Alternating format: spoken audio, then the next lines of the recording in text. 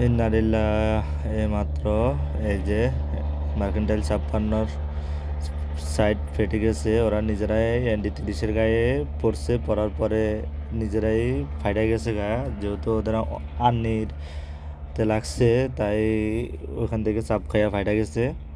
So কি একটা অবস্থা, মানে এটার পজিশন রয়েছে তুলাতুলি এখানে।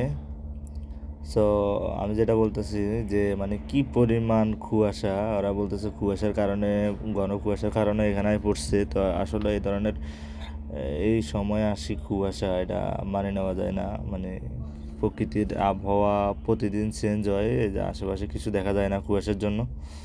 সো ওইদিকে একটু দেখা যাক কি অবস্থা। এত বড় জাহাজ, এদের কন্ট্রোলিং ভালো, সবই ভালো, কিন্তু তারপরও মানে একটা জাহাজের গায়ে আসা পড়া, হ্যাঁ, কতটা মানে কুয়াশার কারণে এই ধরনের কাজ হইতে পারে। সো দেখতে পারতেছেন কত বড় জাহাজটি এখন কি অবস্থা, ডুবে যায় কিনা আল্লাহ ভালো জানে। এই যে ND-30 দেখতে পারতেছেন, সবাই আন্নির মাথা চলে আসছে। মানে নিজেকেও চিন্তা কী করবো, ওদের জন্য চিন্তা করা লাগে এখন। এই যে কি ফাটনটা দিছে, আল্লাহু আকবার, আল্লাহু আকবার, কীভাবে ফাটছে। তাই সবাই জাহাজ যেখানে চালাইবেন নিরাপদে চালাইবেন, কোম্পানির জাহাজ। তারপরে আমরা যারা আছি সতর্ক থাকবো জাহাজ চালানোর ক্ষেত্রে। এই ধরনের বিপদ খুবই মানে ডেঞ্জারাস।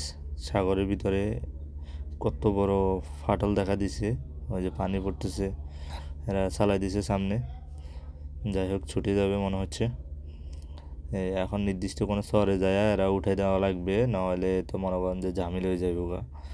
পুরা ড্যাক যদি পানিতে ভরে যায় মাঝের হ্যাঁস, তাহলে জাহাজ লিস্ট হয়ে যাবে। জাহাজ লিস্ট হয়ে গেলে জাহাজকে বাঁচানো অসম্ভব, কারণ হচ্ছে এগুলা পুরাটা খোলা, অয়েল ট্যাঙ্কারের মতো না যে একটি ট্যাঙ্কে পানি ঢুকলে আরগুলা যেতে পারবো না, কিন্তু এটা পুরা ভেঁজে হানে ঢুকলে এটা লিস্ট হয়ে যাবে। তো তাদের জন্য